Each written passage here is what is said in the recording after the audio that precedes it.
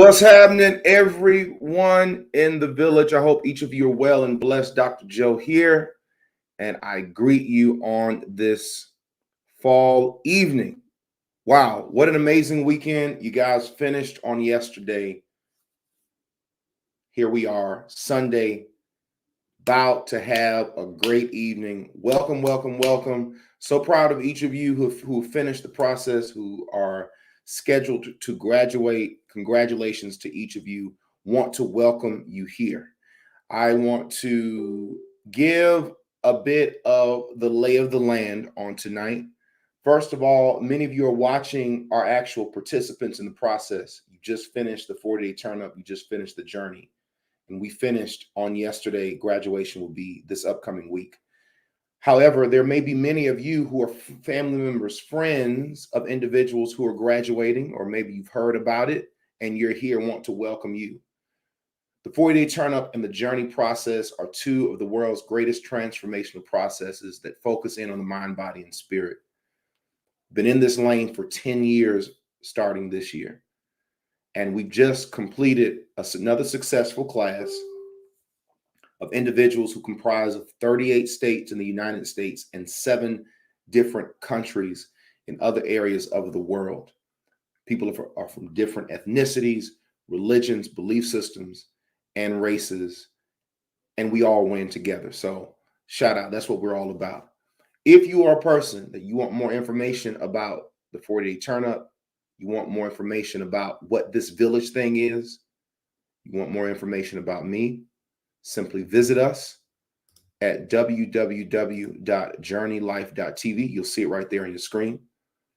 There's a free downloadable book there. It's absolutely free. It gives you philosophies, concepts that I have used in my own weight loss transformation of 130 pounds, as well as assisting thousands of people in their weight loss and personal transformational journey. You can get that right there at journeylife.tv. In terms of the next class, more information will be released once we know those dates. And I'm certain that your participants and family members and friends who just completed the process will share those dates with you all. Look forward to working with you all. We do 3 classes per year. We do one in winter. It'll be from February, March to April. We'll do a summer session from June, July, finishing in August. And then we have a fall session, which starts September, October, finishing in November. So we're in the 3rd and final session of 2021. We had another successful class, and we are glad. So let's talk about what we'll be sharing tonight for those of you who are a part of the journey. And the reason why this is on our YouTube channel is because even if individuals who are looking to go through the process, it's good that they're going to get feel the energy of this, even though they may not have just recently graduated. What I want to do, and I want you all to listen to me, I want to be certain that all of my graduates are empowered to maintain your results and to build upon them. The success of this process is not how much weight you can lose, how much medication you can get off of, how much you can change. The success is based upon your ability to take what you've learned and build upon it. I want you to look back over your life over the next 3 months and see change, 6 months and see change, a year and not even recognize yourself. That is how I define success. So for that reason, I have implemented this extra step. I said, you know what I want to do? I want to get 4 of my leaders who that not long ago were in the process just like you, who went through the 40-day turn up just like you, who had obstacles once they finished just like you. And I want to hear their stories. I want to ask them questions so you guys can get context from people who have walked in your shoes, to know what they were thinking, to know how they messed up. What did you do that worked? And the goal is to take information of individuals who were just like you, right? Share it with you. You absorb it, make applications so you can be successful. That is how we evolve. That's how humanity has evolved. Learning from the mistakes of its predecessors, tweaking, which is what we're not doing in this particular pandemic, especially when you compare what we've done here to the Spanish flu 100 years ago. We're making the same mistakes. So let's not make the same mistakes. Let's listen to this Dream Team panel and gain and glean from what they are teaching us. All right. Now I'm gonna set things out into 3 phases. Phase 1 will be I'm gonna bring our guest on. They're all in queue. Introduce you to them, and I'm gonna ask them questions that I know you all need, because a lot of the questions you guys asked, they were good questions. Some of them.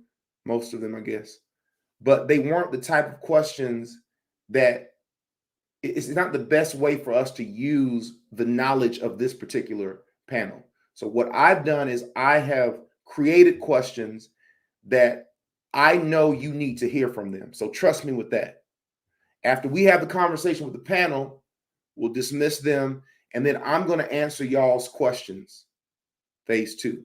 Phase 3, based upon our time, I'll let you call in, ask some questions live time. And after that, gang, it ain't nothing else we can do. So on to the panel. I've got Tiffany Phoenix Adams. Hey, Tiffany. Hello, Dr. Joe. Paul Scott. Greetings, village. TP Rosser. Hey, everybody. And my main man, Andre. Andre just had a birthday, y'all. Give him a shout out. He had a birthday. What are you, like 18, Andre? No, I'm 46. 46. 46 looks 46. Great on you, bro.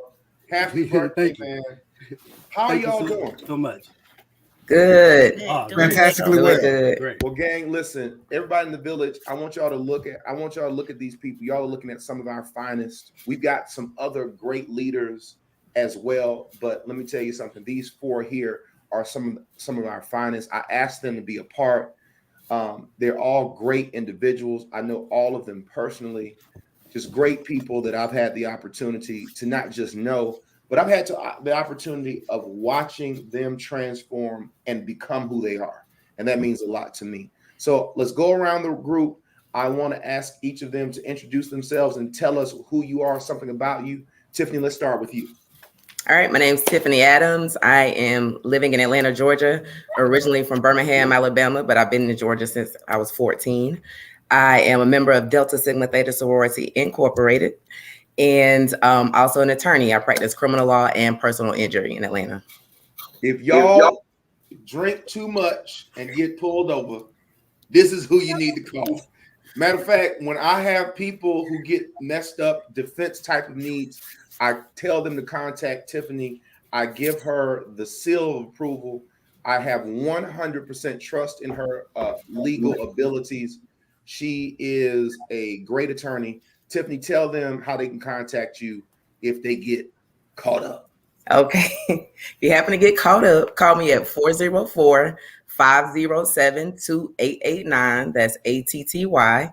Or you can find me online at www.theadamsfirm.com. Sorry. Theadamsfirm.com. Yep. And I'm certain you guys can also hit her up on Facebook, right? Yes. And you're under Tiffany Phoenix Adams? That's correct.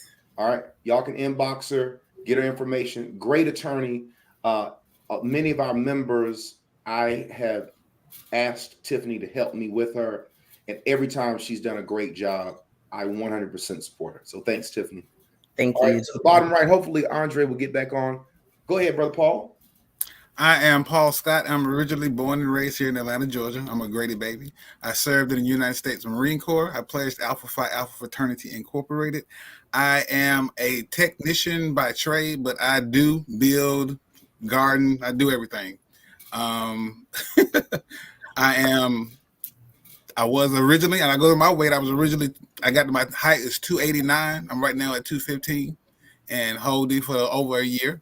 So, and that's me. I'm enjoying this process and taking everybody through it. I like to see men getting healthy to lead their families. Yes.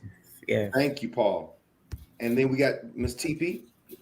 Hello, everyone. I am Tunisha Rosser. I am an Atlanta native. I am a special education coordinator in Atlanta Public Schools. And that is where we don't leave anybody behind, unlike village. Awesome. Great. Well, now I want to go back around the group. Again, what we'll do is when you all are not speaking, just mute your mics. That way we can lessen the echoes. I want to go back through and I want to tell folks your story about how you started in terms of your personal progress. Tell them when you started and what happened. Let me start. Okay, all right. So I signed up for the process and started my detox day 1, July 6, 2020.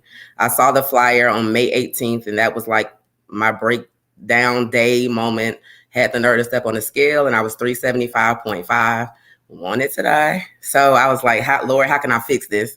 Saw the flyer, signed up, lost 16 pounds in almost 2 months waiting on the process to start. But once we started, I lost 33 pounds and I just didn't stop. So I finished the process at 326. I continued to keep going. By the time we got to the journey, I think I was at 299. Continued. Today I'm at 220. It's been amazing. It hasn't even been 2 years. So it's been like a year and a half. So it's just, I lost a whole person. So I feel like I'm 20 again. And it's just been very life-changing. I hadn't got to the point where I was on medication yet, but I felt like I was headed there. At night, I would start having like tightness in my chest. This was in the middle of COVID. Obesity was like the #1 cause of death for people who were catching COVID at that time. So it was just a really frightening time. And so once we hit the ground running and got through the pre-work sessions and were able to just work on changing my mind, it's just been a lifestyle change since then.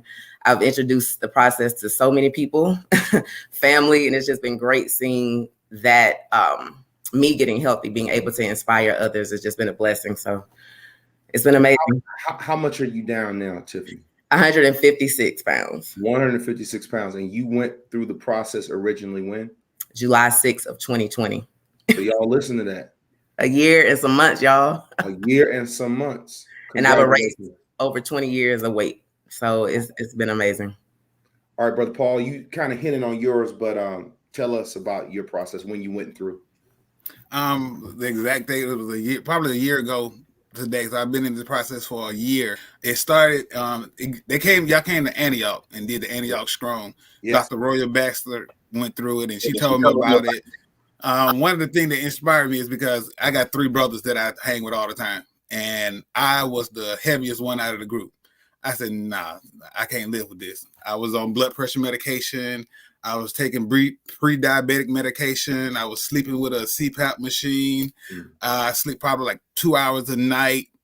And I still was up and moving, but I started doing the keto diet. That was still, I was eating too much. Yeah. Even though I was trying to do the keto diet, I was eating too much, wasn't losing no weight. It took me, I said the first time I started the keto, I think I lost 5 pounds in about a month. And then I started the 40-day process. I lost 15 pounds in a week. Yeah. So after that, I said I see results, and from there on, I was hooked.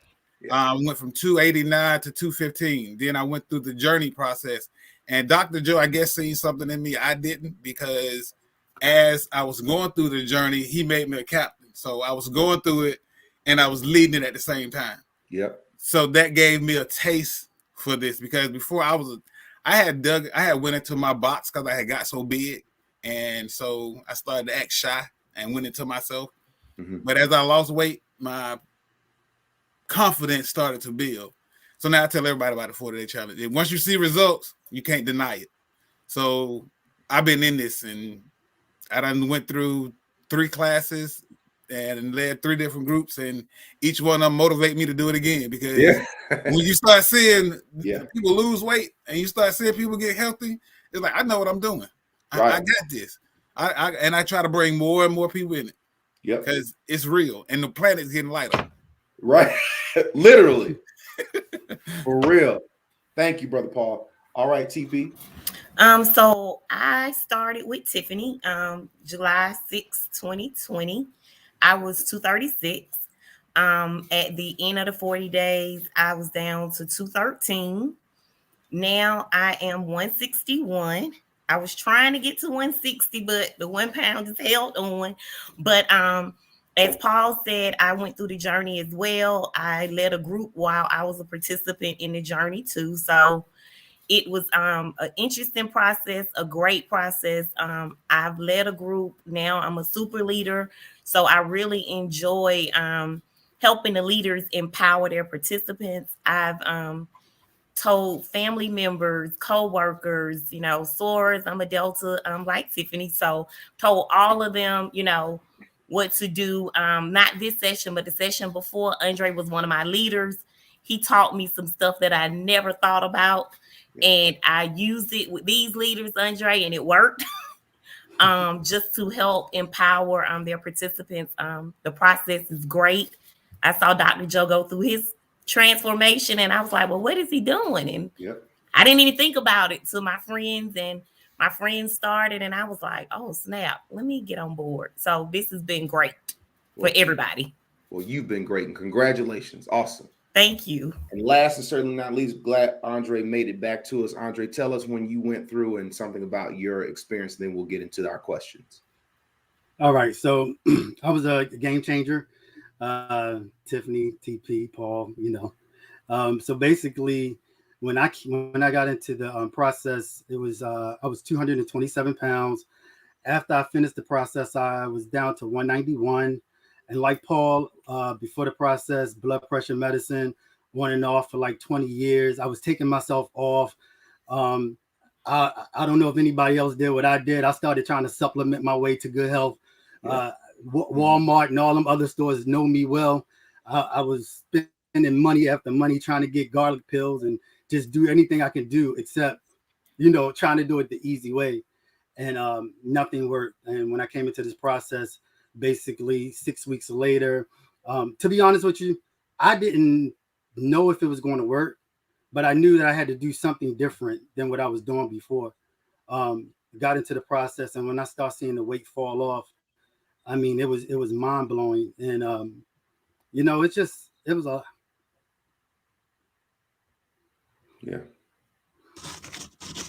All right, bro. Yeah. It's all right, man. So take your time. No, you're good, man. Because people feel this. This is real talk, man. So, went to the doctor, and then they told me that I had sleep apnea and had to get on the CPAP machine. And, it was just, I felt like I let myself down, in so many ways. Mm-hmm.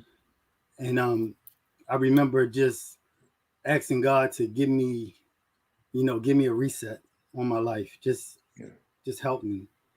And when I started seeing the weight come off, I'm sorry. No, you're good, man. No, man, listen. I want y'all to understand something, that I've always been the type of person that looked like I always had it together. But I couldn't get that part together, and through the process and getting things the way, to where I needed at, it actually helped me in so many other parts of my life. And I just want y'all to know, like, everybody not going to support you. Everybody is not going to support you. Even when they see you doing good, they're not going to support you. Some people going to actually hate on you. And then guess what? When the 40-day is over, y'all think that that's going to be over. No, it's going to get worse, because now they're saying, okay, you don't have your backup. You don't have that village anymore. So you got to understand something, that you got to keep it going. You got to keep it going, because it's about you. It's really about you. And just understand that at the end of the day, it is about you. And you can cheat and you can do everything, but guess what? At the end of the day, it's you. is you. So I hope whatever I said can help somebody, and honestly, just let y'all know that this process is true. And anybody that know me know that I would not say that this process worked if it didn't. Yeah. So that's right. it. That's me. I'm Andre, and I hope I help somebody. No, I appreciate you, Andre. Thank all of you. Powerful words that you shared. Now, what I want us to do, I've got some questions. I really want us to help these people. They are in a delicate place. And what we'll do is when we're not speaking, if you all put yourselves on mute, then that way we won't have feedback. People are in a delicate place. They're afraid. They've had all of this support, this accountability. Got to get my weight in, got to get my blood pressure in. For 10 weeks, we've been together. And now they feel like, oh my God, I'm on my own. But we all know that they can make it because we've done it. And y'all have been right there. And the beauty is all 4 of you came through around the same time. So I'm going to ask some specific questions. Tiffany, I'll start with you, and then I'll go from Paul, TP, Andre. We'll go over the conversation. So Tiffany, what I want to ask you is, what's the key to not gaining the weight back once you finish? And I want you to answer from the perspective of when you came out of your 40-day turn up. Yeah. What's the key? What type of mental do they need to be in that you use that work for you? Okay. Unless you hit your goal weight in the 40-day process, you're not finished. Period. So it wasn't a stopping. My birthday fell, I think, like the 5th week of the process. My mom cooked an approved meal and I did not celebrate until 2 weeks after. So a week after, I had that little weekend break, and that Monday it was an apple fast and back on it. So that was the key, is to never stop. It was a lifestyle that I have adopted till this day. I still weigh my food every day. I don't track my calories because I eat the same thing, but I still weigh my food so I know how many calories I'm intaking. So you just have to keep going and don't look at this as a 40-day thing and then I'm done. If you go back to being the gut and butt, eating the Popeyes chicken and everything you were doing prior to signing up, you're going to go right back to that person. And so for me, when I started, this was something that I had been wanting to correct and get a control of my entire life. So when I found a way to do it, I wasn't letting go. So I've been running on this journey. So it's just keep setting little goals. So even though I didn't have to turn my weight in that Saturday, I still was weighing myself. I still weigh every day. And so I'm like, okay, 5 more pounds down. Boom. What we doing next week? This many more pounds down. So I still checked myself. I didn't have to send it in on Saturdays, but I still held myself accountable and knew that if I stopped, I was going back. So I've just been running from that old butt and gut since we started. And that's the key to it. Don't stop. It doesn't stop. The review of that question game is don't stop. Yeah. Tiffany just told you one of the keys to not gaining the weight back is to not stop. Yeah. And that's why I was telling y'all yesterday in our debriefing, cheating, a lot of y'all not there yet. You're not ready for it. You still 10 pounds away, you 20 pounds away, you 50 pounds away. So why take the momentum off by dibbling and dabbling? Mm-hmm. Go ahead and get the weight off. You can eat for the rest of your life. Mm-hmm. So point number 1 per Tiffany, keep going. Thank you, Tiffany. Yes. All right, Paul, I got a question for you. How much did your eating change after the process when compared to when you came through the process once you got out of the 40-day turn-up? I love to cook. That's one thing I do. Everybody know me for cooking. So in that process, I had to tweak how and what I cook. Like I put more vegetables in my cooking. I don't use onions because I didn't like onions in the first place. And it's pretty much your portion size. Portion size, I still cook, but I know when to push away from the table. Back in the day when you growing up, your mama always told you to clean your plate. You don't have to clean your plate. Right. And put in your body healthy foods. The more vegetables you put in, the more water you put in, the better you'll get full a whole lot faster. Me and my wife go to a restaurant now. We could probably order one meal and split it between the both of us. And be fine. And be fine. Yeah. And we'll bring something home and that leftovers will last us 2 days. Yeah. Because it's the portion size and timing is everything. Yeah. So don't be afraid. Don't sit there and look at your plate and think, man, I got to eat all this. No, you don't. Right. No, you don't. And eat something that's healthy. You get one of the things that the 80-20 rule applies in everything. If you put more vegetables on your plate, you will get full and you'll get to the point where I don't even want to eat that meat. Yeah. Yep. So that's excellent. That's the way I changed my eating. I still cook. Right. But I know when to push away. So, gang, this is key. Like, it's no prison life. Like, we're not sitting up here robbing you from freedom. It's just making adjustments to what you're doing. You can, like Paul said, he's a cook. He loves to cook. He just made adjustments to what he loved to do, made it fit his lifestyle, and he loses nothing and gains a wealth of health. Excellent. That's great. All right. Thank you, Brother Paul. All right, TP. How do you incorporate cheat days or cheat meals if and when you have them, TP? Okay, so as Dr. Joe has taught you all, you're not ready for a cheat day. I'm still not ready for a cheat day. Yeah. So I do not cheat when I cheat, I have a cheat meal, and it's typically on Friday evenings because that's kind of like my hangout day. And my cheat meals look different. So, before you would get 10 wings, blue cheese, French fries with seasoned salt. Yeah. And, a lemon drop martini with sugar and all of that good stuff. Now it's more like 6 wings, a salad, some spinach, broccoli. And I'm going to drink Kettle One Botanica because it's 73 calories. Yep. So a cheat meal and not a cheat day. Now, this is great. I'm certain you had to learn what you could eat and couldn't eat to make that scale not be too egregious on the next day. Is that right? Absolutely. And so what I found is what I said I can eat, and it'll be like maybe I gain 2 pounds. Yeah. Once I do my workout on Saturday, Sunday, I'm back to where I was. Y'all hear that? She has her free meal on that Friday. She jumps right back into her regimen. Saturday, by Sunday, she's back. Ain't that right, TP? Yeah, that's kind of what it is. Simple. And you still got to work out now. I'm not going to just, stay in the bed Saturday and not do anything. No, you got to work out and get right back on it. You got to get right back on. Excellent. All right. All right, Andre, when you fell off the wagon at any point since you finished, what did you do? Like, how did you deal with failure?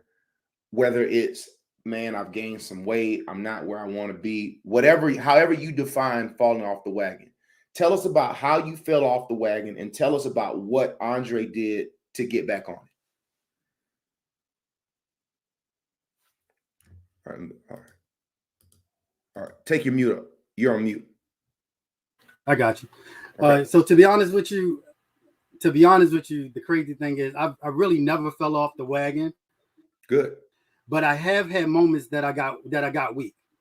Okay. As far as like when I had moments like that, the first thing I did was I just kind of went back to my checklist. I went back to the checklist and I said, okay, what do I need to do? Because right now, because what happened with me was the process started becoming so easy to me to it almost seemed like it wasn't a process that I was going through.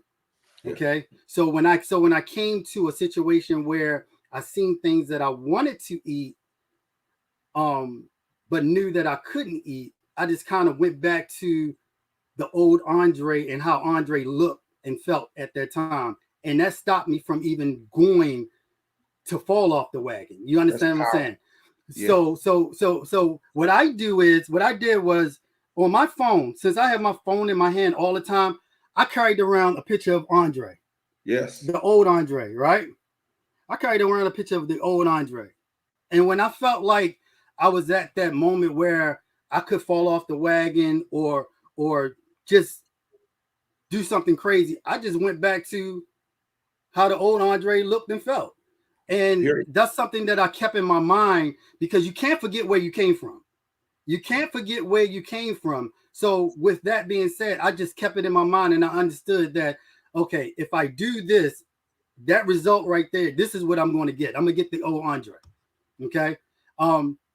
When I do have, because I'm not perfect. I do have my days that I do go and I have my cheat meals and things like that. But I'm at my weight that I want to be. Right. And what I do is I had a friend of mine. She told me that I'm crazy for doing this, but I actually track my cheat meals. Yes. I track them. The calories, I put them in my Fitness Pal. I still track my cheat meals. I track my cheat meals. And another thing is, you have to know your body. You have to know what you can eat and what you can't eat. Yes. You have to know these things, because if you don't know your body, then you're going to find yourself all over the place when it comes to your weight. When you're trying to, especially if you're on the path of trying to still lose, I don't recommend anybody, like, honestly, keep a picture of the old you in your phone or somewhere that you can see it every day, and have that be a reminder of not to fall off the wagon. Excellent. Now, y'all, I hope y'all listen to what he said, because he said something powerful. He said, when he has weak moments, he goes back to a mental state of how he felt, the good things that he felt, maybe how he looked, what he felt about himself. So he hacked his mind, his thinking, and y'all got to get that. And that's real talk. A lot of times what keeps me from eating stuff that I know I don't need to eat is when I think about how this is going to make me feel after I eat it. Like, I don't like feeling full. I don't like waking up in the morning not being hungry. I don't like putting on my pants and it's tight and I feel like I got to take a deep breath. I hate those feelings. And to your point, Andre, it's great. You got to think about those things, because you got to do whatever you got to do to say, you know what, this meal is not worth me feeling like that. And that's essentially what you're saying. Would you agree to that, sir? Absolutely. Absolutely. 100%. Excellent. Excellent. Okay. All right. Back to you, Tiffany. Tiffany, what's the hardest part of adjusting after the process?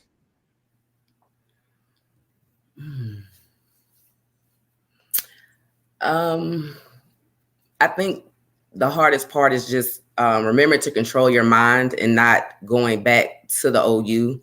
So every week in the process and during every day, we're chatting in the group meet, we're posting our food, we're showing what I eat, we're showing everybody that we're staying on track. And so the hardest part is to keeping yourself on track after, and just not going back, allowing yourself to go back to the OU. I think that was the hardest part for me. The workouts were easy, because like once you get going and start working out and your body feels better, that's kind of easy to keep going, because you like the improvements you're getting.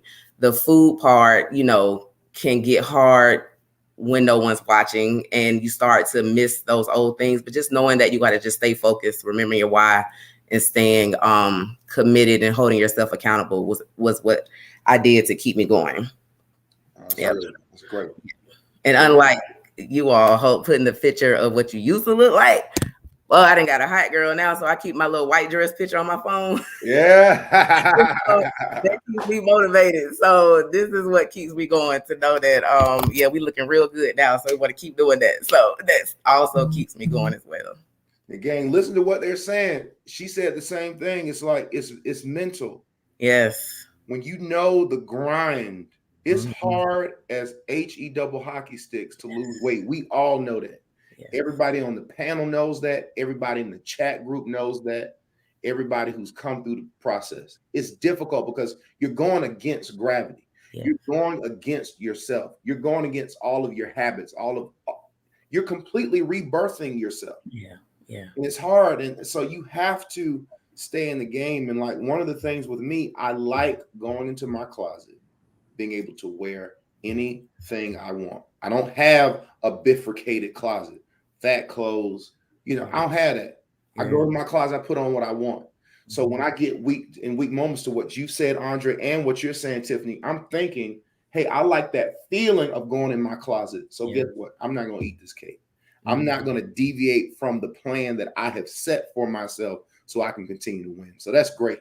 And gang, to each of you who are watching, you have to have those. It's a mental game you got to play with yourself to talk yourself out of a decision that's going to make you more unhappy. And that's what you don't want. So thank you. And can I add? And one thing I also did too is started surrounding myself with health things. So there's like a Black women's workout group on Facebook. Join that. Got the Peloton. I'm in the Peloton family. So it's like when you change your surroundings, once we go through this process, we're different people. So I don't want to do the same good and butt things that I used to do. I want to start changing my surroundings. So I'm involved in those type of things, and that helps keep me accountable as well. The like-minded. We're vibrating on a different level now. So absolutely. Yeah. Excellent. All right, Brother Paul. What is the biggest mistake you made post-process? The biggest mistake I made post-process is I'm a lover of popcorn. So I had got back to a point where I started eating popcorn at night. And then, like you said, you waking up the next morning, I was like, yeah, man, I can't do this. Right. So I had to put I got a whole popcorn machine. I had to stop it. I just stopped making popcorn and stopped eating like that, because popcorn is empty calories. It is. It ain't nothing but it turns into sugar that sits on you, that weighs you down. My biggest problem, I went back to eat popcorn, and I was like you said, I didn't used to shop for clothes because I could never find clothes in big man sizes. Yeah.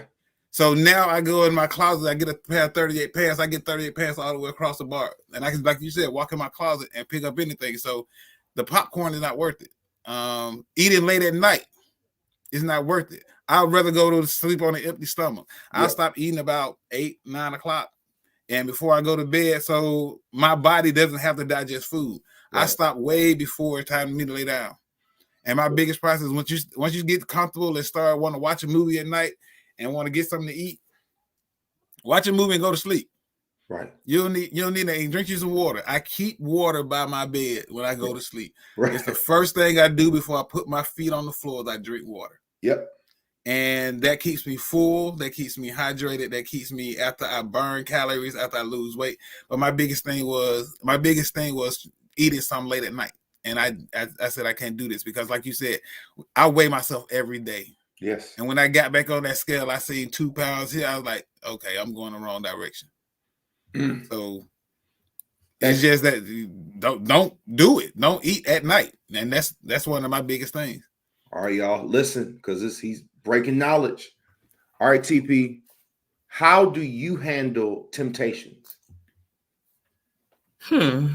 Well, again, like everyone else has said, it's all in your mind. And I know for me, it's kind of like a clothes thing too. You know, when you've shopped at Ashley Stewart's and you can only find $80 jeans, whereas now I can go to Rainbow and pay $12. Yes. I want to keep buying those $12 jeans, and they fit just as good. I think I look good in them. So I think about that kind of stuff, like what my goals are and really like how I want to look and how I want to feel. So if it's something that I don't want to do, you know, I've never had a problem saying I'm not doing it. You know, even when I was going through the 40-day turn up, you know, Friday is my day that I hang out with my friends. I was on my apple fast on Fridays. I still met them at the bar. I took my apple. I drank my water. I laughed at the people. You know, they ate, they drunk, and I was fine. Like, I was so unbothered because I knew on Saturday morning I was going to have to weigh in, and I didn't want any problems. Yeah. No. So, you just got to have the mindset that it's like you against the world. Now, gang, listen to what she's saying. And I want each of you in the chat group to go back to pre-work. This is all the stuff that we were instilling in you before we even started. What all of them are saying revolves around the mind. Andre said, I had to go back to a place when I was happy to talk myself out. Tiffany said it. TP said it. Paul said it. Hey, I got 38s across the board. It's a mind thing. You master this game, life is easy. When you master your mind and willing yourself to do what you want to do, when you want to do it, it is simple. Now, there are other things that we have that kind of, kind of went along with that, but it's key. So thank you, TP. That's excellent. All right, Brother Andre, how did the 40-day turn up process prepare you to be successful from your experience? So before the 40-day process, I was sort of a procrastinator. Okay. Sort of procrastinator, but I got it done. But it was one of those things where I work really good under pressure. So I would kind of like last minute do things. But with this process, it taught me how to be prepared and prepare myself for things that I necessarily didn't see in front of me, but knew that it was coming in the future to get me. So this process actually just helped me to prepare myself mentally on how to deal with things that I didn't see right there in front of me. And that came from that was dealing with people that I used to hang with or still hang with who didn't necessarily wasn't in the process with me. It takes you from thinking that you're an outcast to letting you understand that you are actually the master of your own universe, and you understand exactly when and how you understand you. You understand you, and you understand that nothing outside of nothing outside can affect how you handle yourself. So basically, this process really just taught me just how to be a better me and not procrastinate and prepare myself for things, like I said, that wasn't necessarily in front of me at the time, but just for the future. And that helped me even in my business.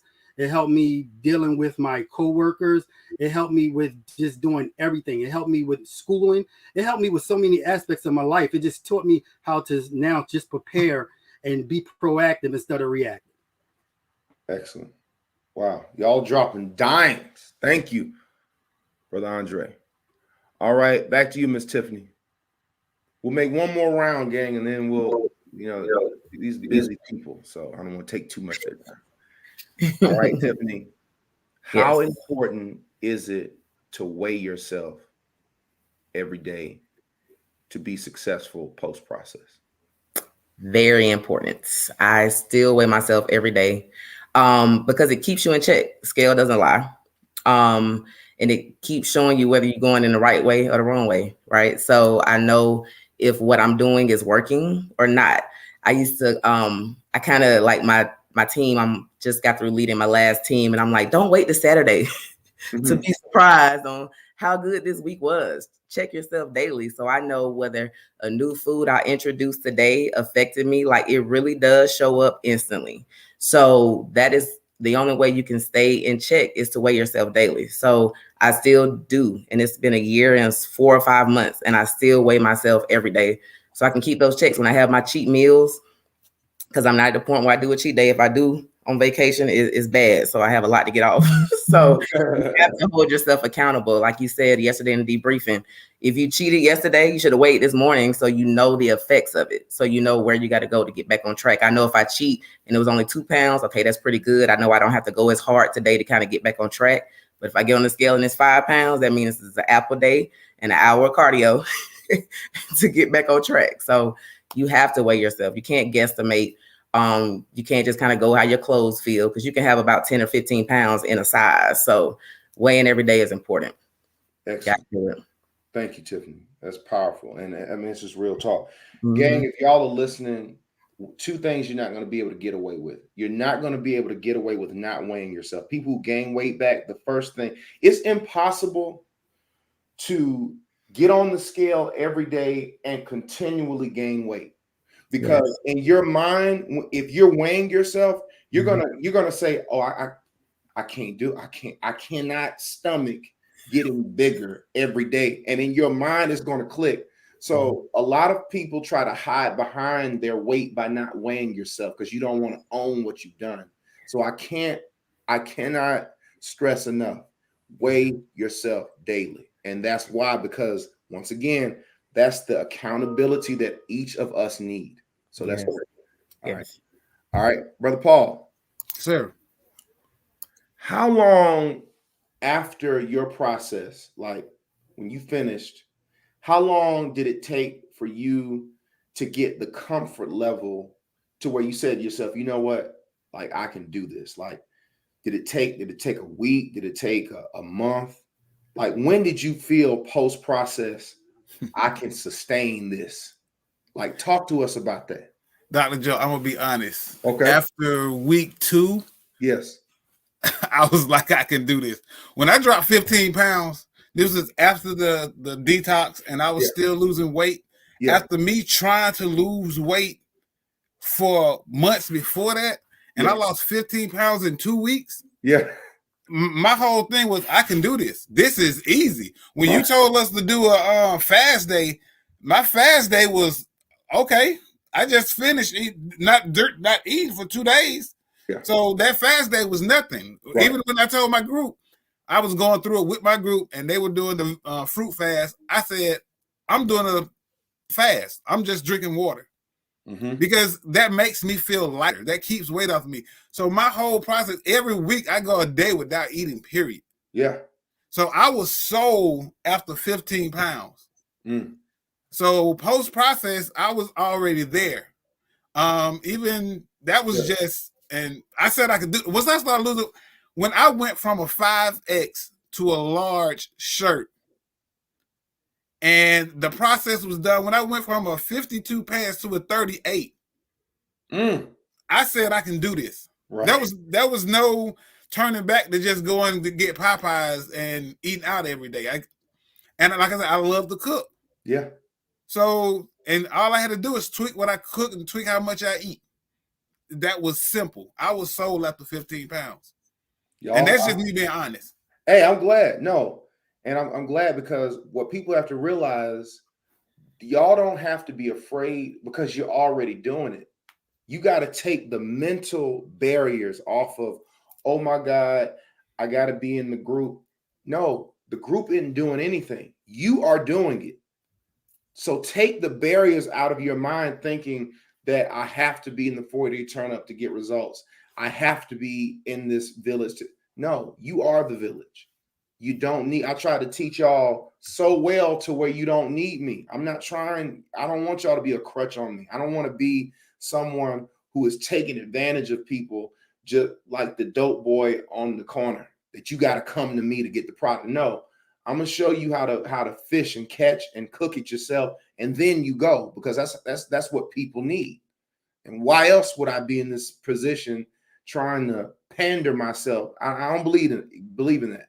So like Paul is saying, y'all should already be hooked. You can do it. Thank you, Paul. And I want to add one more thing. Yeah, absolutely. Another thing is the exercise aspect of it. I started doing walking. And I was losing weight just walking. I was going to Florida, and I was just walking, and I was dropping weight. Yep. So Dr. Joe said one time, push yourself a little bit further. And from there, I started running. But the whole process, that walking made me lose so much weight just walking and keep it moving. So I got a whole gym that I had a gym for about 2 years, and I wasn't using nothing in there. I was building it up. It looked pretty and everything, but I wasn't using none of it. Yeah. So after the process started, after I started walking and all this stuff started coming off me, the exercise aspect, okay, I can't go a whole week without exercising. I can't. Yeah. It's the process put me in the mindset. And again, like you said, this is me. Yeah. I like the way I look. Yeah. I like to look in the mirror and say, God, duh, boy. Yeah. Absolutely. That's what's up, man. All right, TP, we got 2 more. All right. Okay, TP, when you got out of the process and you started to experiment with different foods, talk to us about what you did and maybe some stories about things you tried that you knew didn't work for you, or maybe things you tried that did. Talk to us about that, how you figured it out. So like Tiffany said, I'm a August baby too. So as we were ending the process, my birthday was coming up as well. And so my whole birthday dinner shifted, like before 40-day turn up, I was a prime rib girl. Yeah. Didn't realize I was eating 1,200 calories in that one meal. Yeah. for one piece of prime rib. Even, you know, the 6-ounce prime rib is about $1,100. Yep. So that birthday dinner alone, I ordered like a filet, and I had a half of it. I couldn't even eat the whole filet. It was about maybe like 3 ounces that I did eat, and I ate broccoli. Listening to you, Dr. Joe, I didn't eat the potatoes. So that was like my birthday meal. My family, we went to a Mexican restaurant one day, and I ate cheese and cheese and cheese. And when I got home, I was laid out on the bathroom floor. I thought I was literally gonna die. Yeah. It was so bad. Like, Yeah. I got so hot. I didn't know what to do. Yeah. And from that day on, I knew that I could go to no restaurant and eat, you know, the cheese queso and an enchilada with more cheese on top of it. Yeah. Like, that was like the death of me. Yeah. And, you know, I felt like so bad. Like, I needed to make stuff come out from both ways. It was horrible. I get it. And that alone was like, okay, chick, you can't do that. And I knew from that day, like, that's not the move. Yeah. Yeah. That's So great. just watching the calories, like, if you're, you know, what you like before, you may not, you can't do it now. You just cannot do it now. And I mean, sometimes even if we go to a restaurant, I'll get a kid sirloin and broccoli. Yeah. And I probably won't even eat all of that. So be good. Yeah. Yeah. And I'm good. Yeah. So just making sure you listen to your body, because your body is definitely going to tell you what to do. And most places that you're going to go, they should have like the nutrition value. So look at what it's saying, because I promise you, I never knew that a prime rib was that many calories. Like, I was like, oh my God, what have I done to myself all these years? Yeah. So listen to your body is the key. It is the key. And to combine what TP just said with what Tiffany said, gang, when you're trying new things, you have to get on the scale to see what it does, to know this is intel. And the body is it's so consistent. What I had to learn is I can't eat donuts. I cannot eat cakes. I cannot eat that stuff, because if I eat those things, that weight will stay on me for like 6-7 days. I can't do it. So it took me realizing that even on a free meal, I can't eat that stuff. And I've lost I don't want it. I just lost the taste of it. And let your body tell you what it likes. Give it more of what it likes. Let your body tell you what it doesn't like. Stop giving it what it doesn't like. And when you do that, your body will take care of you. You'll be less inflamed. You'll lose weight more precipitously. You'll feel better because you are adjusting to your body chemistry. So great. Thank you. All right, Andre, last question. Andre has messed around and gotten in shape, y'all. I'm talking ripped. He looks great. What's the importance of exercise? Did we lose Brother Andre? Is he frozen to y'all? Yep, he froze up. I think we lost him. Oh, I wanted to hear that. I know, because he works out like crazy. All right. Well, let's just keep talking. I tell you what, all three of y'all take that. Okay. Can y'all hear me? Okay. Yeah. All right, good. Okay. Did you hear the question, Andre? No. Say that one more time. I'm sorry. All right. What's the importance? I was saying like how great you look. You work out all the time. What's the importance of exercise post-process, Andre? Oh, it's everything. It's everything. Everything.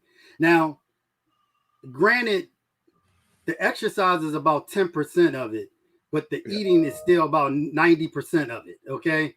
But the exercise, like once you get the eating down, because I think I put a post up about it on my Instagram, you have to get the eating part first and then come into the gym, because a lot of people go into the gym, but they don't do the eating part. And then you find yourself 2-3 years later still looking the same way and still feeling the same way. And for you're doing it all for no reason. So the exercise is so important, because the exercise complements the eating. The eating complements the exercise. And when you put them both together, you get a beautiful specimen that's in front of you right now. And I'm telling you, like, it is absolutely. Let me tell you all, this summer I did a wedding. I shot a wedding in Cancun. I did an event in Jamaica. And let me tell you, as a photographer is always like to be covered up and this, that, and let me tell you something. Every chance I could take the shirt off. Yeah. The shirt was off. Hey, matter of fact, I have a buddy that was in Cancun with me. He's actually getting ready to graduate this process. We got this thing called Team No Shirt. Shout out to my man Tony. Team No Shirt. Shout out. That's where we're going at with it. The exercise is absolutely essential because you can't just eat right and then no exercise. You have to combine the two. So if you don't like working out, then you've got to change your mind because you have to work out. You see Dr. Joe, you see Lady Lynette, they out there doing all this and this, that, and the other. That's what they love doing that. Tiffany be out there rolling. Paul be rolling. TP be rolling. Actually, I'll be looking at you all and be like, golly, how y'all? But I get it. You know what I'm saying? Listen, you walk in that mirror, you see how you looking. The confidence is all in you. Everybody looking at you like, ooh. And then you can tell when people are uncomfortable because they like, get uncomfortable. I want you uncomfortable. I tell you, I want you uncomfortable because I want you to feel just the way I feel. I want you to be happy. I want you to love how you look. I want you to be able to go to your closet like Dr. Joe and wear anything in there. But that exercise is absolutely essential to looking great. I'm telling you, Mr. Paul. Yeah, I just want to say one thing you said on your Instagram. So I don't care how much you work out, you can't outwork a bad diet. When you said that, I like that boy killed it. Can't do it. And I learned that, everybody, we know, Dr. Joe, you are such an amazing person. Like, honestly, I believe that my mind was so transformed. If, like Tiffany said, if you would have told us to eat grass, I would have been out there like this. I'm telling you, man, like, for real, like I'm telling you, you are such an awesome individual. And I thank God every day for you, brother. I thank God for you every day. Absolutely. That means the world. Thank you. I appreciate those words, man. And I thank all of you. You all have been absolutely amazing. Gang, in the comment section, these amazing ladies and gentlemen have really shared some nuggets. They have given y'all game. I hope y'all are listening. I know you are. And you got to find your way. They have found theirs. None of us are at the finish line. None of us. We never get there. We're always striving to get there. But they have found their way, and you all have to find yours. You all have been given the foundation, and these amazing individuals have given you some of their knowledge.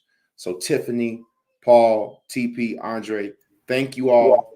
Love you all to forever.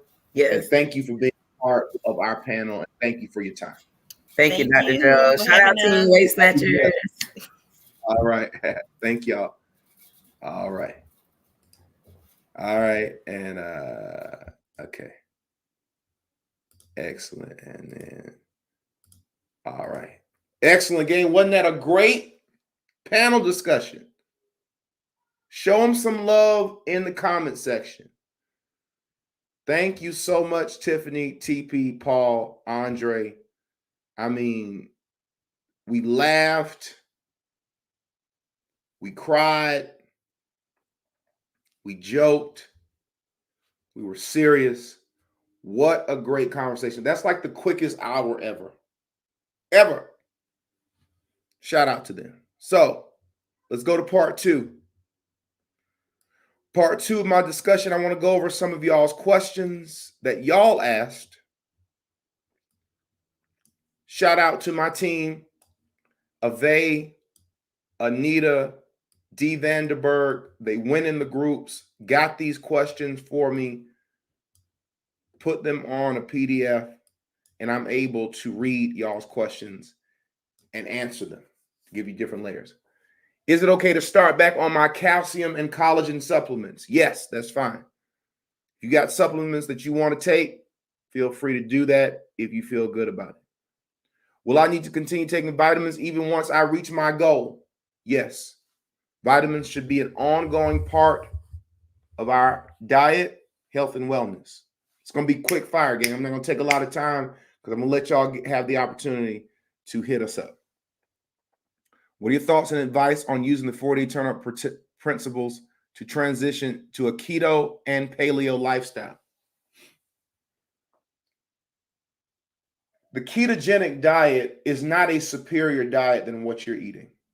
The reason why is because the way I've taught you puts the emphasis on plant-based, regardless of being a vegan or a meat eater. I personally believe that you will be better mildly tweaking what I have given you once you reach your goal over and against going to paleo or ketogenic. If you decide to tweak, you tweak, weigh yourself. Never make all of the changes overnight.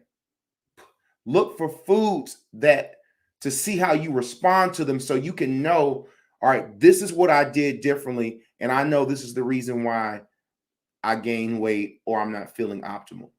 So to be honest with you all, although you can do that, I do not think that the ketogenic diet is superior to how you all are eating because it does not emphasize the plants as how I have taught you. And when we look at the blue zones, all the blue zones, and for those of you all who are watching this, you don't know what the blue zones are. Blue zones are places throughout the world where people averagely live more than 100. When they were looking at the similarities of them, some of them were meat eaters, some of them were not. All of them were plant-based, and none of them were ketogenic. You see? So what I want to know is, who are the folk out here living long? What are they eating? And what are some things about them? One, they are plant-based. Two, they have a healthy BMI. Three, they're active every single day. Four, they don't smoke. Five, they don't eat processed foods. Six, they prepare most of their foods, just like I've trained y'all. So that's what I think. My first meal of the day is at 5:30. My last meal is at 2 p.m., 30 p.m. If I adjust my time by not eating within an hour of waking up so it ends time is early, will that affect my weight loss? I'm gonna come back to that because it's not really clear and I don't want to answer it incorrectly. Does Miss Lynette have a fitness group that we can be a part of? Now that I've reached my goal, I just want my butt back. I think she can help. Sure. Lynette does a lot of things. She posts videos on her Instagram every day. Operation Sexy Body with an I. You can find her on Instagram. And you can find her on Facebook. So yeah, she does stuff every day. Lynette's an inspiration to me. It's great being with somebody who, motivates you. We work out together. It's a great couples therapy. If you're dating somebody, and brothers, let me give y'all, don't ask me how I know this, but let me give you some game. If you're a single brother and you meet a lady, don't wine and dine them. Don't worry about that. Let your first date be a workout session. Get your mind out the gutter. I ain't talking about that kind of workout session. Exercise together. Bro, let me tell you something. When you come at a woman like that and say, hey, I want you to work out with me, I'm going to do this. We're going to go here. Plan it out. Don't spend a dime.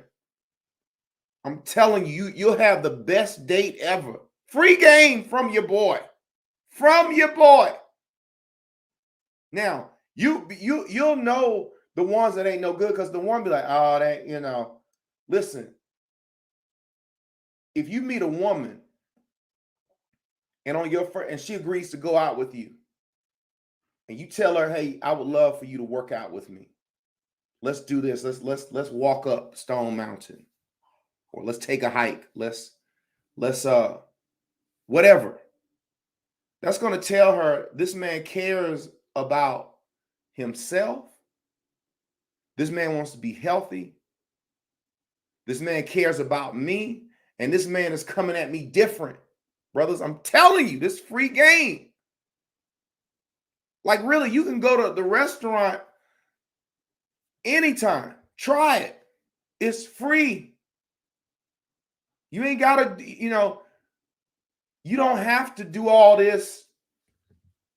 You don't have to do all this to impress.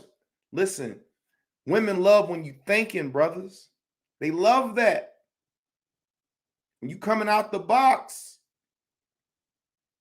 in between sets, you can have conversations, and I guarantee you that non-threatening, cathartic type of environment is going to make her look at you in ways that's completely different. She got 1,000 dudes trying to take her out.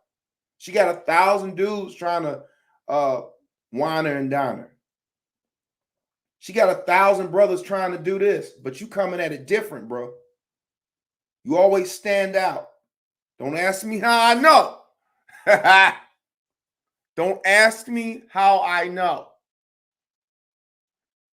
Kay says a good 8-mile walk would turn me on. I'm just giving y'all the game, man. You feel me? I digress. All right. What is the biggest mistake you made in regards to food intake after you have completed the 40-day turn-up and journey? And what are your adjustments? If we've reached your goal, did you find it easy to maintain? I think all of our panelists address that. The biggest mistake is cheating too early. If you're not at your goal, don't implement a cheat meal. We've already handled our strategy for the holiday. All of y'all are good. Okay? If not, what are your obstacles and how did you break through them? If so, how did you maintain it? When I was losing my weight, I got stuck at 216.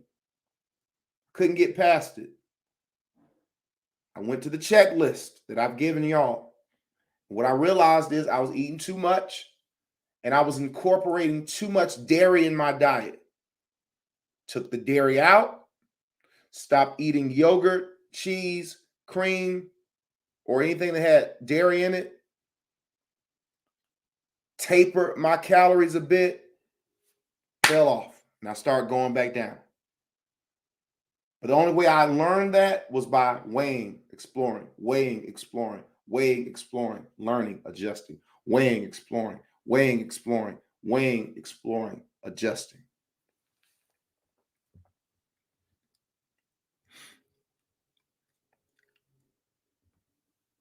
With so many holiday parties coming up, what tips can you provide for getting through the holiday season? I addressed that in debriefing. There are 3 holidays: Thanksgiving, Christmas, and New Year's. Pick 2. Have a free meal on 2 out of 3 of those holidays. It may be Thanksgiving and Christmas. It may be Christmas and New Year's. It may be Thanksgiving and New Year's, but you can't do all 3. We've talked about that. All the parties you go to, remember what TP said? TP said, hey, I went out with my friends. It was on an apple fast. She went to the bar with her apple. That's how you have to think. Nothing is going to deviate me from the process. Forget them parties.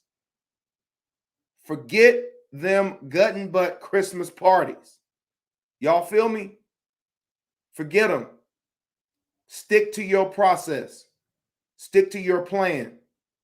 We trying to start the year fit. We ain't trying to roll into 2022. You feel what I'm saying? When did you,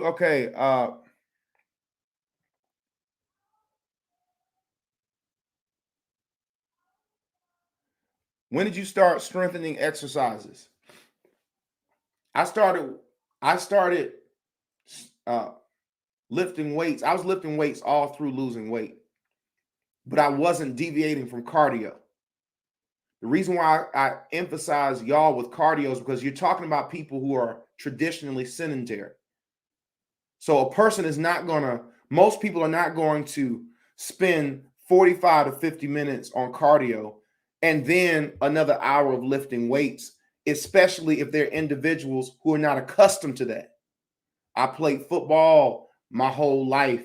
I was always in the gym. So I never lessened my cardio.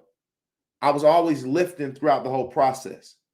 So if you're losing weight, you have to have that caloric burn. That's why I tell y'all about the sessions. If you stop cardio and you start lifting weights, you're going to reduce the amount of calories you're burning. Now, if you want to add weightlifting within your cardio, that's fine. And what you can do is you can get your cardio session in and you can give a couple of sets, of 3 to 5 sets, depending on how you do it. But when you start lifting weights, you're going to have to talk to someone who can teach you how to lift, because if you don't know how to lift, you can easily hurt yourself. Keep that in mind. Are there any specific instructions? The use of salt. I know we can use black salt, but is there a limit? How much? All right. I think the American Heart Association says 2,500 milligrams per day. It's like a fourth of a tea. That's not much at all. Black people need less because we hold on to sodium more precipitously than other races due to our genetic disposition of our ancestors being in humid and hot climates. They had to be more efficient. So basically, Black folks hold on to salt more. So if we're eating the same amount of salt as our Caucasian brothers and sisters, our Asian brothers and sisters, it's going to affect us in terms of our blood pressure more. If you're using whole salts, Himalayan sea salt, organic sea salt, black salt, you don't have to use as much, and it's not going to be as nefarious on your health. It's the table iodized salt, Morton's in the shaker. That's the stuff that's killing you. It's the processed salts that's processing our foods that's killing us. Are there any specific questions regarding the use of salt? After a cheat meal, what's the most effective workout? Sweat. Get your heart rate up. Kill it, because your day after a cheat meal, that next morning, that next day, you're going to have a plethora of energy. I like that to be my most intense workout. So I can't give you one exercise because I don't know your age. I don't know your gender. I don't know your weight. I don't know what you're up against. So I can't say it all depends. But I will say that it should be your most intense. So many struggle with meal ideas, even with the recipe box. What do your typical meals look like? I eat the same thing every day. I don't know why you're struggling with meals. Do you know how many options we gave y'all in the recipe box? You can't be lazy. Ask your group. You got 10 other folk in your group. They eat 4 meals a day. That's 40 potential meals that's different from you. I don't like to deviate from what I eat the same thing every day because I know what it's going to do. So at this point, I can't help you with that. So, all right, what foods you're eating you no longer have desire to eat? I'm speaking of foods that are allowed. Also, I know that being a part of 4-Day Turn-Up gave me a great outlet to converse with, but I'm retired and a widow, and there are times that my motivation is low. How did or do you work around it? I have not reached my weight loss goal, and I'm not scheduled for lab doctor's appointment until January. I want to make sure my A1C is normal. How did I? So basically, how did I keep my motivation? Is I knew I had a goal to reach. I knew I had a certain weight that I wanted to accomplish. I knew I had a certain physical look I wanted to accomplish. I knew I didn't want to gain weight during the holiday. You don't need, your motivation starts from within yourself. I don't need a hype man. I don't need to read Tony Robbins. Nothing against him. I don't need that. I'm my motivation. My goals are my motivation. Know your why. Set your goals and work on it day by day until you get there. Okay? A lot of y'all in the wrong frame of mind because you're trying to ask questions. Well, can I eat beans? Can I eat this? You're in the I want to be who I was mode. That's what got you in the problem. Go work out Stay on the process until you reach your goal. Then when you do that, if you want to experiment with boundaries, I'm trying this. How does it affect my weight? Tweak. Trying this.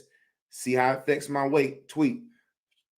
I'm going to try this. See how it affects my weight. Tweak it. All right? So again, that's about all I can tell y'all. So we got the panel. We have this. I'm going to let y'all call me. Ask me questions. If you call me, turn your computer off. Do not listen to yourself because it's going to be feeding. Please have a good question that is germane to our conversation. All right.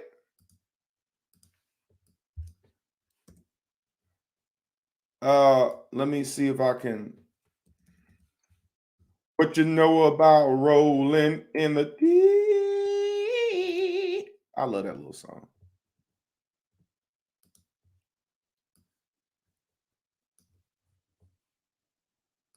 All right, let me open this up because y'all can't call me now. Hold on. All right.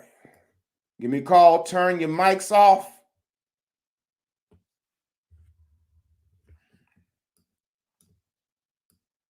All right. Call from Janelle Lunsford. To accept, press 1. This is Dr. Joe. Who am I speaking to? Janelle Lunsford. This is who? Janelle Lunsford. Danelle, how are you? I'm doing great, doing great. I wanted to ask, is it okay to fast 2 times a week? Good question, Danelle. Is it okay to fast 2 times a week? I think that it's important to only put in things that you're going to continue to do. And what I mean by that is, there's nothing wrong with fasting 2 days a week. However, are you going to sustain that every single week? If you're not, it's best to commit to 1 day per week, but sticking to that every single week instead of doing 2 days a week and doing it sometimes or not. Does that make sense? That makes sense. And thank you very much. All right. Thank you for calling in. All righty. Bye-bye. All right. That was an excellent question. She got to the point. It was clear. If y'all want to call me, hit me up. Dr. Joe is on the main line. Tell me what you want. The line ain't never busy. Tell him what you want. Oh, the line ain't never busy. Tell him what you want. The line ain't never busy. Tell him what you want. You better call him up and tell him what you want. Yeah, Dr. Joe is on the main line. When I point to y'all, y'all gotta say, well, Dr. Joe is on the main line. Call from Mia Valentine. Mia Valentine. Hi, Dr. Joe. How are you? How you doing, Mia? I'm doing better. I was in the hospital for a week. No, are you? But you're better now. Yes, and I held my team down along with TP, my super leader. So Well, we got it done. Well, praise God, Mia. Glad you're doing better. What's your question? My question is, I did the 40-day turn up in February of this year. In June, I completed the journey and have continued. Well, this is a lifestyle change. So my question is, when I got my blood work done in July, everything was good except I still have high cholesterol. What is your suggestion for getting that down? That is excellent. Do you have your numbers with you? Yes, I do. Tell me, this is what I need to know. What I need to know is, what is your overall cholesterol? My total cholesterol is 282. All right. What's the breakdown between the HDL and the LDL? Do they have that on there? Yes, my HDL is 64. Huh? My triglycerides are 84. Huh? My LDL is 199. All right. Got it. My non-HDL cholesterol is 218. Got it. And then the ratio, they got the cholesterol HDL ratio is 4.4. All right. So we got to get that LDL down. And I did a APO lipoprotein B test is 125. Okay. The key with you is going to be in your fat sources to avoid saturated fats. You're going to need to curtail the amount, not saying that you eat a lot of these things, beef, chicken, seafood, cheese, dairy, bacon.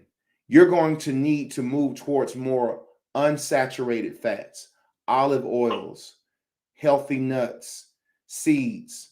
Those are major items that will help to lessen your LDL because that's what's driving that number up. Does that make sense? Yes, it does. All right. And going over in my mind, thinking about going to the 40-day up, too much bacon, too much butter. I was sauteing everything. Yes. In a little bit of butter, but I think it added up over time. Yeah, let me tell you this. If you saute your vegetables in olive oil over and against butter, they're both fat sources, but the olive oil is unsaturated. The butter is saturated. The butter that you were sauteing your vegetables in will increase that LDL. That one adjustment, moving away from the saturated fats to more of the unsaturated types of fats, seeds, oils, taking out your dairy, creams, all of those things, you can lessen it. That will make a huge adjustment in your cholesterol, and that's an easy fix. Okay, so the G butter, because we buy that. Does that still fall under saturated? Yes, fat? ma'am. Yes, ma'am. It does. Ghee. You talking about ghee? Ghee. Yes. Ghee is essentially butter where the water has been removed. So it's the same thing. What you want to use is you want to use olive oil. That's the best type of oil someone like you can use. Everything you cook in, you want to use olive oil because it's unsaturated. You want to limit I'm not saying you never eat bacon, but you have to limit it. Look at your weekly consumption, Mia, and just think about this. You don't have to answer it now. Think about your weekly consumption of bacon, beef, chicken, cream, milk. Think about your consumption. And the first thing you want to do is cut it in half. Okay. And it was too much. I'm just thinking back, you saying that, I know it was too much. Right. Even though it was small portions, it was still too much. Now, I'm gonna tell you something. I'm just like you, Mia. Our bodies genetically do not package cholesterol efficiently. That's why you're seeing that elevated amount. Okay. And it's okay. But by making that adjustment, it'll be perfect. I thank you, Dr. Joe. I thank you from the bottom of my heart. This process, I went from 189.6 and today I weigh 150. Look at you, Mia. All medication. Praise God. I'm not going to take a statin. Don't take a statin. Make those adjustments. If you need me, you contact me and I'll be willing to help you whatever way I can. I appreciate you, Dr. Joe. Thank you so much. Proud of you. Keep it up. Bye-bye. Dr. Joe is on the main line. Call him and tell him what you want. I got the choir in the comment section. We about to hit it again. Dr. Joe is on the main line. Y'all better be at home saying, tell him what you want. Oh, Dr. Joe is on the main line. Yeah, Dr. Joe is on the main line. You better call it. Call from Amelia Cole. Amelia. Greetings, Dr. Joe. How are you?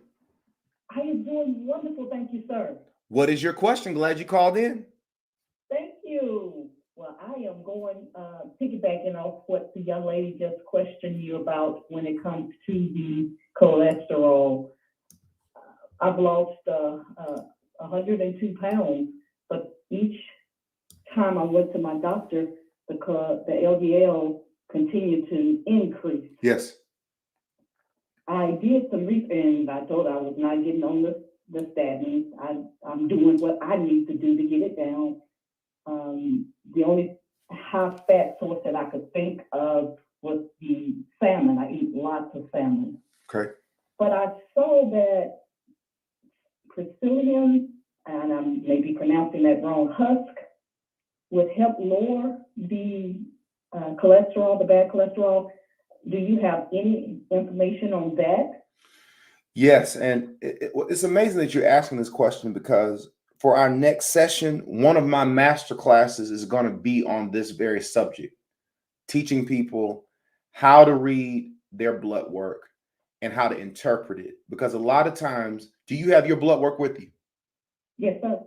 What's your total cholesterol? 272. 272. So you're right around where Mia was. What is your LDL? I need to know your LDL, your HDL, and your triglycerides. Does it have that? LDL is 174. Okay. HDL is 87. Okay, good. And triglyceride, let me look over my paper, is 69. I believe it was still 69. I don't see, I got notes all over this paper from every 40-day turn-up class that you when you talk about it, I take notes on this paper. Yes. But right now, I think it's still 69. You're in the same boat as me. Y'all's blood panel is almost identical. The same thing. What you want to do is sit down and think about all of the different types of foods that you're eating. And you have to curtail the amount. That's the only way to delve into it. You want to get away from the saturated fats. You want to exchange it with the unsaturated fats. So instead of doing salmon, you can do a white flaky fish, cod, orange roughy. You want to avoid halibut. You want to avoid catfish, things like that. That will help. You can saute it in olive oil. You can stop using butter. Or instead of stopping it, just assess where are the saturated sources that I'm using. And Google what are some saturated fat food items so you can learn what these are. And then what you want to do is you want to reduce them. And in terms of your cooking oil, stick with olive oil. It's the best one. Mm-hmm. Okay. Does that make sense? Yes. Okay. One session, you noted when you divide your total cholesterol yes. by your HDL, if it's less than 5. Right. The ratio. And I saw that my ratio was less than 5. So the first time that it went up, I was like, okay, well, it's still less than 5. Right. But then the next time it went up again, and she started talking about statins. Yeah. And so I'm like, okay, I need to do something else. Right. Exactly. So you're kind of right at that barrier. But what your issue is a simple fix. When you cut down on that some, psyllium husk, I have heard of that, but I am not familiar enough with that to be able to tell you, hey, yeah, you can do it or not. So I won't speak on something that I can't speak on intelligently. So make those adjustments, continue to research. There are some natural things that can be done in order to help you with that. I would incorporate it, go back and get another test in another 2 to 3 months, make that adjustment and see how it does and go from there. Okay. Okay. Dr. Joe, I want to thank you so very much. You have been a life changer when it comes to the 40-day process, and shout out to the line players for this process. The group, the team that I'm leading, they are excited and they're doing a great work. And if I may, one last shout out to my super leader, Sharita, and my ambassador, Ave. They are amazing. So thank you for all that you do in giving Daddy God your yes to fulfill this vision. Well, thank you for calling in, and God bless you. Thank you, sir. All right. Bye-bye. Bye-bye. All right, gang, that's the last call that I can take. I'm sure we'll have some time. I want to go over a couple things with y'all. Thanks for each of you who called in. We'll be off in 5 minutes. Number one, graduation will be Wednesday. Wednesday for the journey, 6 p.m. right here on our Journey Life TV YouTube page. Tell all your family members, your friends, all roads lead here so they can hear your name when we call it. Thursday this week, 6 p.m., 4-day turn-up graduation. 6 p.m. right here, YouTube, Journey Life TV. It'll be right here. Let's not forget that. Let's keep that in mind. Y'all will hear more about that. When's the next class? The next class will be determined by the top of December. You'll hear more about that. We got some things that we're having to do. We have to be certain that things are in order, and then we're going to share it with you guys first. You'll be able to share it on your pages. You'll be able to share it with your family members and your friends. There's nothing they're missing out on, but just plan that you'll know when the next class will open up within the next couple of weeks, sometime after Thanksgiving, top of December. That's when we'll hear that. All right. Lastly, we have 1,146 people who have sown seeds. We've got about 350 people who have given nothing. We are this close to making our goal. But the only way we can make our goal are for those of you who have not given to sow your seeds. Thank each of you who've sown your seeds. Thank those of you who gave. The group that's coming after you, that you all are sowing seeds for, I guarantee you they are appreciative of everything that you're doing. Lastly, if you have not given, please take the time to do so. It's in each of the groups. The link is right there. It closes on tonight. There's no other way to give. The last thing I want to talk about is the journey. People want to know how and when am I going to know if I'm in the journey? The journey will be an invitation only. I'm not going into the criterion that we look for, but we make it even, but we're looking for leaders. It doesn't mean that you have to necessarily be a leader. Your selection has nothing to do with how much weight you lost.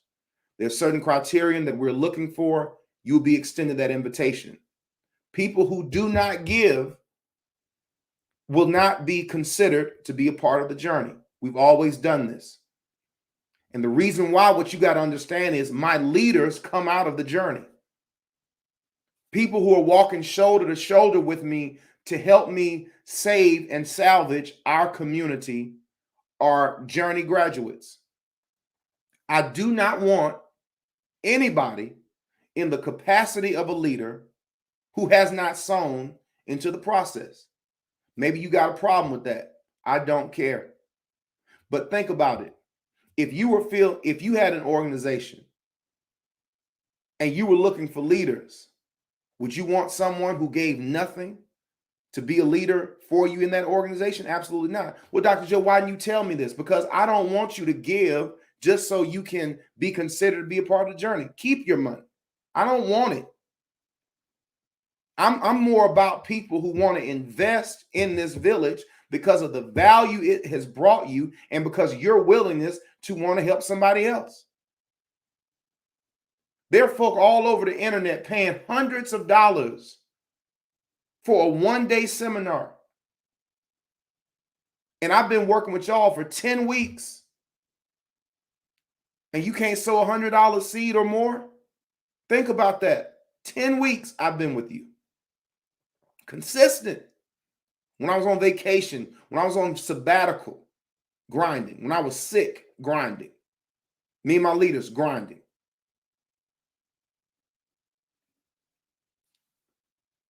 I'm more about not how much, but rate of participation. This has been the lowest participation of any group, and y'all got some of the best results. We got 25%. 1 in 4 of y'all haven't given a dime. I'm not trying to overcast the shadow of those of you who've given. But once again, it ends on tonight. Thank those of you who've given.